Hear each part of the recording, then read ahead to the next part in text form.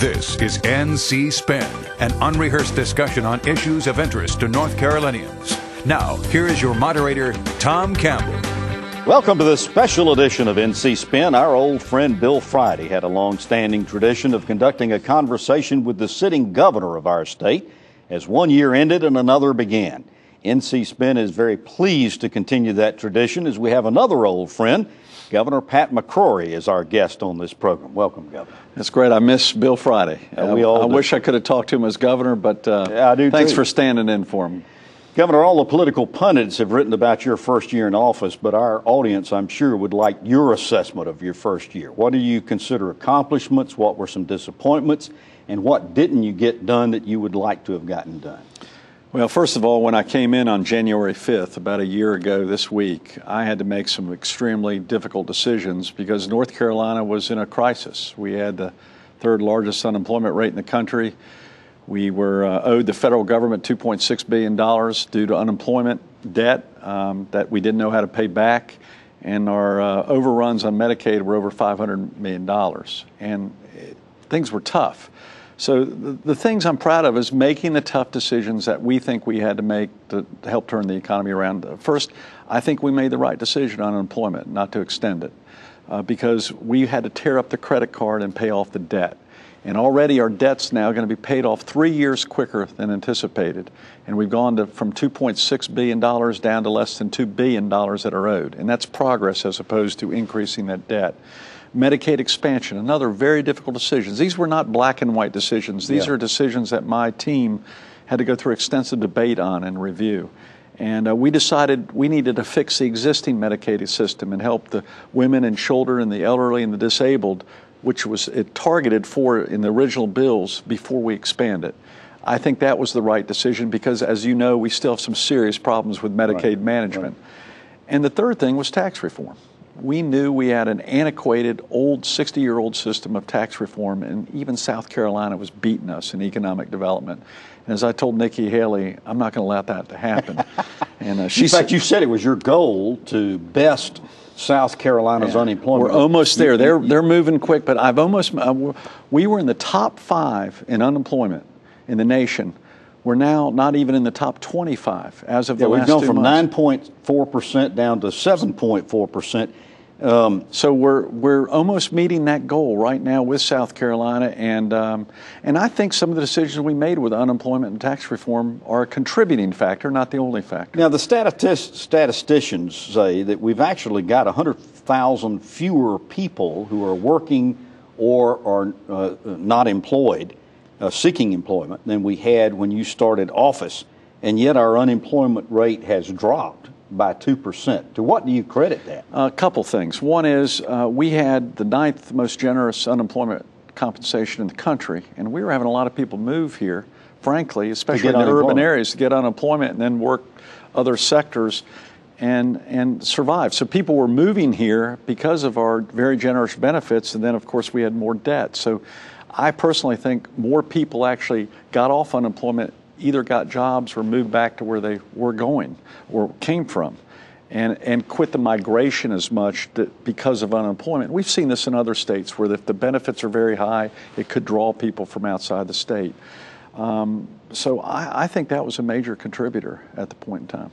All this controversy that's going on now with Senator Hagan and the legislative leaders going back and forth, even if the feds did reinstitute longer-term unemployment rates, would North Carolina decide to participate? The answer would be no if the administration or Congress would require us to raise our unemployment compensation above what South Carolina, Tennessee, and Virginia currently owe. And that's what we did. We lowered it to reduce our debt, and now our unemployment compensation is equal to what South Carolina, Tennessee, and Virginia, and before that we were the highest in the region. All right, and that was impacting us tremendously. When you came into office, you talked about North Carolina's government being broken, specifically as it dealt with Medicaid and the Department of Health and Human Services. Now, you and the legislature decided, as you said, not to expand Medicaid by 500,000 people, to go with a federal health insurance exchange instead of doing a state federal. You supported those positions 12 months ago. There's a lot of people saying they want you to call a special session or they want you to advocate the expansion of Medicaid, any way you're going to do that? I'm not going to call a special session. I will constantly review the pros and cons of expanding Medicaid in the future as we fix the current system that we have. But my goal right now is to fix the current system as we have, and we still have some serious issues in the execution, in talent, finding talent for Medicaid. Right now I have a temporary Medicaid director. Yeah, I was going to say, the turnover in the last 5 years in that department has been incredible. It's Representative Nelson Dollar, who is probably the most knowledgeable person on health in the legislature, said the biggest problem we've had with Medicaid in the past has been management. You've put Secretary Aldana Vosh over there. During this past year, we continue to have problems. NC Fast, NC Tracks. Just this week, 48,000 people getting the wrong cards. Is this a department that's just unmanageable? Or what's your reason for? Well, I think part of the problem is there's been too much turnover at the top. I mean, I don't have the numbers, but we've had 4 or 5 different leaders in the last 5 or 6 years.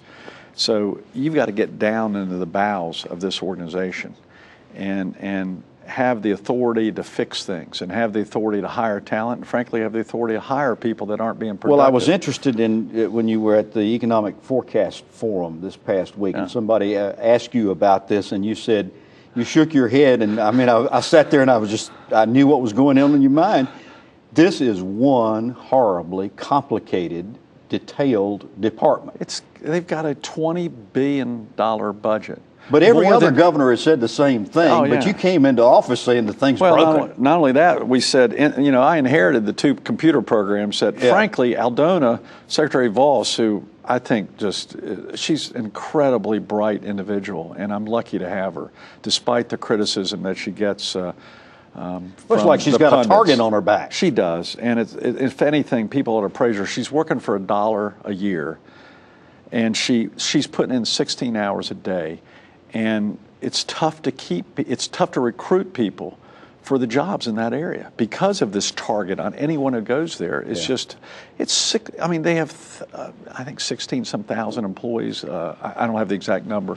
It's the largest agency in state government. It's larger than any university. Yeah. It's larger than any hospital. It's larger than any agency. And by the way, the pay for that job is $130,000 a year. Now, candidate McCrory said it was broken. Now, does Governor McCrory say it's still broken? No, it's still broken. Yeah. And Aldona would say, as we go through the organizational structure and look at the IS structure, we still have some serious issues. I kind of cracked a joke with the reporters who were asking for Aldona's head. It was almost like the medieval times. When are you going to get rid of Aldona Voss? And I'm going, wait a minute. The last thing we need to do right now is, again, have another turnover in management.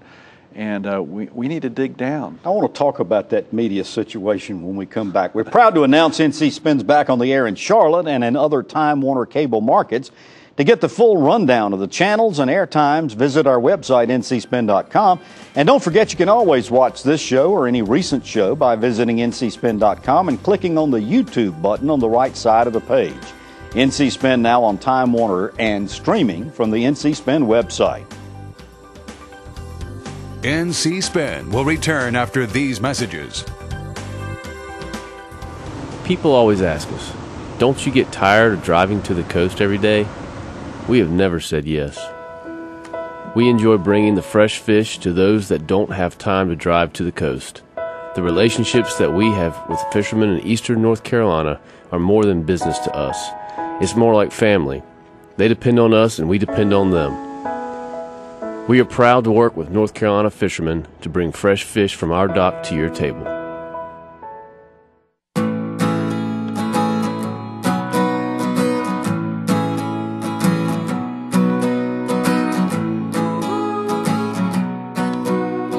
The best part about being a member of a Touchstone Energy Cooperative is that it's your Touchstone Energy Cooperative. Learn more about the power of your co-op membership at togetherwesave.com. North Carolina's Touchstone Energy Cooperatives, looking out for you. We now return to NC Spin. We continue our special interview with Governor Pat McCrory, reviewing 2013, looking ahead to 2014. We can't leave 2013, Governor, without talking about your relationship with the media. I've been covering news in North Carolina for more than 50 years. I don't know that I've ever seen a governor that has been attacked and disparaged any more than you have been by the mainstream media. Is this just because they're Democrats and you're Republicans? What do you attribute this to? I don't know. I do know there's some well-paid, well-coordinated criticism directed toward me that started from day one. In fact, there were documents which said some of these organizations that are supported by a lot of groups here in Raleigh, their goal was to eviscerate Pat McCrory. And, I'm a big boy. I can take it. But, the only thing that's very discouraging is the demagoguery and the negative comments and what they're trying to do is often brand me. I've been called everything from unethical to racist to sexist to extremist. That word is used often. And I guess I'm even a cookie monster. I had no idea that if you offer cookies to somebody that you're doing something so politically incorrect. But the most discouraging thing for me is that a lot of attention is being focused on petty I was going to say, events. we've got plenty of problems to solve. Yeah. Let's talk about them. And like our DOT reform is one of the biggest things that happened in the last 20 years in transportation, and most people don't know about it. The funding formula that's been in place since 1988 with the Highway Trust Fund. That formula said that everybody, essentially, all the districts got money, equal money to spend, and you said, we're going to change that and put it on priority projects. How much grief did you get from that, and how's it working? Well, I got to compliment. When are we going to see some results? Well, you're seeing results now. Secretary Tony Tata, who's just doing an outstanding job. I love my team. I just want to brag on my cabinet team. They're some of the best public servants and basic volunteers who are helping this administration. But no one said we had changed the equity formula that's been around since 1988. When you drive down North Carolina highways, have you ever noticed that they go from 4-lane to 2-lane to 8-lane to 2-lane? And wherever the road was widest, it was named after a politician or a member of the DOT board. Yeah, I was on the board, and I never got a road name for me. You blew it. Yeah, I know. But that's not the way we should have been building roads. It should have been based upon congestion, safety, economic development, issues that have long-term impact on where we spend limited tax dollars. And something that's not known, I think there were only less than 20 votes against that bill. Wow. It was bipartisan, rural, urban, Republican, Democrat. And you wouldn't know it by reading that in the newspaper, but I'm very, very proud of my team making that happen and the legislature Let me shift gears. We got a lot we want to try to cover. Under Governor Perdue, the legislature approved the Common Core curriculum. Your lieutenant governor opposes it. It's been adopted by 45 states, but you've been a strong supporter of it. Tell us why. It talks about math, science, and basic reading being a core. And I firmly believe if we don't have high math standards, high science standards, high reading standards, our society is going to fail. Now, when the test scores were released this past fall, they did not show North Carolina students too favorably. No. A lot of people are saying it's because the previous tests were too easy or the scoring benchmarks were too low. What was your reaction to those test scores? It wasn't a surprise. In fact, we anticipated that because the benchmarks were very low and we weren't getting honest feedback about how good a job our students were actually accomplishing. And we have to do better. We have no choice because as I recruit industry to North Carolina or try to retain industry, the biggest issue is, do you have qualified labor? I want to ask you a follow-up of that. You went recently out to Silicon Valley and did an industry recruiting trip up there. I actually was looking for venture capital money, which is we would need it more of that. be ethical to ask you what kind of feedback you got about North Carolina? Yeah, well, we got very good feedback on the quality of life, the climate. They like our tax reform a great deal. Probably the feedback that we need more venture capital money in North Carolina. We need to sell our universities more. and not just the public universities. Actually, Duke University, sorry to say it to the crowd, but Duke University has got a great reputation for entrepreneurship and using government research funds. Fuqua School, yeah. We need to turn more federal grant money, which Carolina State, Duke, Wake Forest are getting. We need to turn more of that money into patents and to entrepreneurship. All right, I want to talk about you're talking about commerce. Let's talk about the reforms so far as the privatization of commerce is concerned. In the closing days of the legislature, they passed a bill allowing you to create this private organization. We passed it in the budget. Yeah. You just announced this past week the CEO of this new private.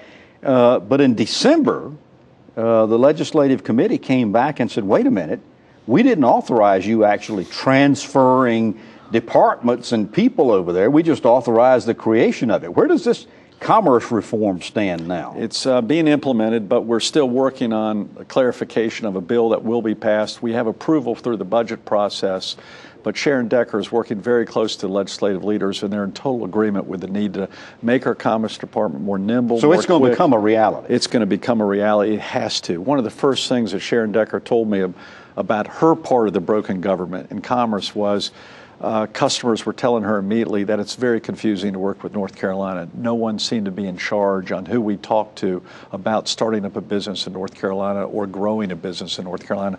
We had all these different organizations, and we had to step on some toes of some long-term, well-established organizations and say, this is not the way we're going to do business anymore. Economic development, regional economic development partnerships, which frankly had including the Charlotte Regional Partnership. Some of them had not had great track records to start off. They were all good people, all good intentions, including the Rural Center, but we need to make it more efficient, less complicated, and there was some money, too much in the middle, being spent on salaries that we didn't need to do. So we're going to be more customer friendly, and Sharon Decker is just doing a great job. What can we expect for 2014? We'll ask the governor after these messages.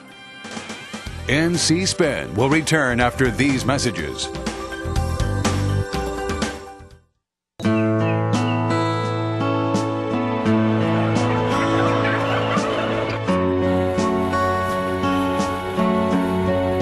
It's true. Farming is different than it was 50 years ago. We know consumers have questions about how our food is grown today. North Carolina livestock farmers want you to know that they're using the most responsible and caring farming practices to feed our state. ncanimalag.com. Join business, policy, and education leaders from across North Carolina at the 29th Annual Emerging Issues Forum on February 10th and 11th at the Raleigh Convention Center. Teachers in the Great Economic Debate will be a forum you don't want to miss. Register at emergingissues.org. Where do you go when you need to know? ANC makes it easy for you to get the information you need to make well-informed public policy decisions. Our members are industry leaders who are ready to share their industry-specific insights with you. Want to hear both sides of the story? ANC members can tell you. Just use the ANC member directory as your guide or call us directly. ANC members have the knowledge, expertise, and perspective you need to create public policies that are good for North Carolina. We are ready for your call. We now return to NC Spin. We continue our one-on-one conversation with Governor Pat McCrory talking about 2013 and 2014. Let's move into this year. Let's talk about what you want to accomplish this year. You said at the Economic Forecast Forum that North Carolina was staging a Carolina comeback. So tell us what your expectations and goals are for our economy this year. I continue to be very bullish on the North Carolina economy unless something drastic happens to the American economy, which changes that. But manufacturing is coming back. The niche market of the manufacturing skilled labor and needs of North Carolina, we're now competing against China because China's labor prices are going up, and the need for quality labor is much more in demand now. And I'm very bullish on manufacturing. I'm very bullish on agriculture and exports extending for agriculture. Biotech continues to be very strong, and we're getting some great recruiting leads with companies throughout the United States and throughout the world. And so I'm very pleased, and I think our tax reform is really starting. Well, I was going to ask you about that. We cut taxes, particularly for upper income residents. Well, we cut taxes across the board. Okay, but I tell you, I want to let you know and let the audience know, When you go to movies now, you're going to be paying more in the movie tickets. You're going to be paying more for your newspaper. Well, what impact do you think these changes in the tax laws are really going to have? Specifically, how are they going to impact the state budget? Is it going to be neutral? Because you said you wanted it to be revenue neutral. It'll be basically neutral in the first 2 to 3 years. Then 4 and 5 years down the road, we hope the economy grows and makes up for any non-neutrality. But right now, I think our projections are working out pretty good. Our major goal right now is for next year, we've got to get teacher raises. They haven't had a decent raise in over 5 years. I didn't get one through my first year in office. Yeah. It's been a long time through previous administrations. We got to get teacher raises, and Eric Gucan, my education policy advisor, and our budget office, Art Pope, and others are. Well, you formed this task force. Yeah, teachers committee. And you said there were several different options. Are you willing to tell us now what you're going to recommend and how you're going to recommend it? I'd tell Bill Friday, but I'm not going to tell you. No, I've got a few years to go there. We hope to come up with something pretty soon. We're going through several options right now, but I'm confident. Are you talking about just pay raises for teachers or teachers and state employees? I hope to deal with both. Yeah. My goal is both, but right now... Well, that's going to take $130 to $140 million a year for every 1% we raise pay. It's going to take Where's the money coming from? It's going to take a lot of money. That's why we've been making the tough decisions throughout this year on other things. And I knew this first year in office that we were going to have to make some very, very difficult decisions, which, by the way, some of the critics have jumped on. I'm not in here for short-term political gain. I'm in here to make long-term tough decisions because it's a long-term strategic plan to get this economy recovered. All right, one of the big stories this year is going to be the elections. We got all 13 congressional seats up for election. Yeah. We got 4 Supreme Court justices seats up, 3 appellate Court of Appeals judge seats up, all 170 legislative seats up for election. 2010 and 2012 were great years for Republicans. There are a lot of pundits who are now saying they think 2014 is going to be a great year for Democrats. I want you to react to that and also tell me what role you are going to be playing in this year's election. Well, I'm going to help my Senate and House members in the state legislature get reelected, and I anticipate almost no change in the House or Senate regarding the numbers. If there is a change, it's going to be, I think, 1 or 2 seats at most. So you're expecting the Republicans to remain in control in both I do, houses? But at the same time, we're going to have to work with the Democrats, as we did on the transportation bill and as I hope we do on teacher pay. Most of the stuff that we've been dealing with, despite what you may read, a lot of the stuff we're working on is bipartisan activity.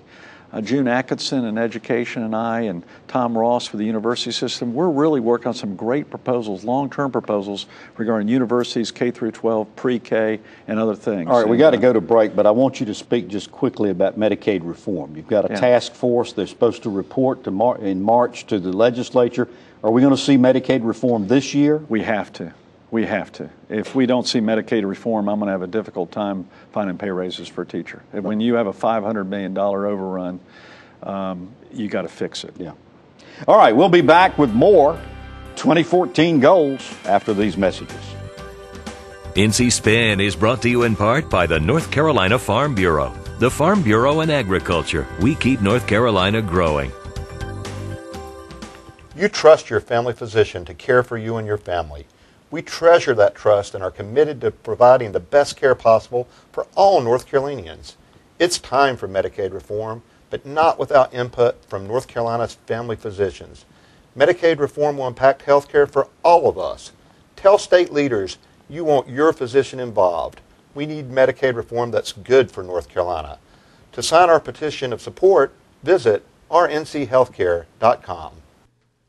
North Carolina is a great place to live, work, and raise a family, but we consistently rank in the bottom third for state health. Poor health choices and inactivity cost our state $54 billion a year, dollars that could be saved through healthier living. We can do better, North Carolina. That's why NC Spin is working with health and community organizations to launch a Healthier NC, an education campaign and challenge to live healthier lives. Join us at ahealthierNC.com. We now return to NC Spin. We continue our conversation with Governor Pat McCrory. Governor, unfortunately, not enough time as always, but there's several subjects about 2014 I want to bring up. One of them is infrastructure, you've talked a lot about. Another one is energy exploration. If you can, just very quickly. Very quickly, we have to get an energy bill passed. I want to start both inland exploration to bring new revenue to help pay for education and infrastructure. And I'm going to be sharing the offshore exploratory for the nation, for the Atlantic coast and Gulf Coast. So I'm going to be working with the administration to see if we can get offshore drilling. All right, how about infrastructure? We're going to present a 25-year transportation plan, hopefully this year. This year? Yeah. Secretary Tato's been promising it. We got to announce major changes in DMV and a 25-year transportation plan. He's got an easy job. Any other 2014 priorities? My wife would kill me if I didn't say a puppy mill bill. To at least require puppy mills to give basic food and water and shelter. And that's very important to my wife and very important to me. All right, we want you to come back mid-year and let's talk about how we're doing. We'll do it. And again, like this next year, I can't bring Bill Friday back, but maybe I can get better. It's good we mention his name so we don't forget him. Thank you, Governor Pat McCrory, for your willingness to talk with the people of our state. We hope you've enjoyed this special conversation with Governor McCrory. Next week, we invite you to tune into a special NC Spend program on health care we recorded at the North Carolina Academy of Family Physicians with a stellar panel of experts. Until then, stay informed and watch out for the spin. Join us next week and get the spin on issues facing our state.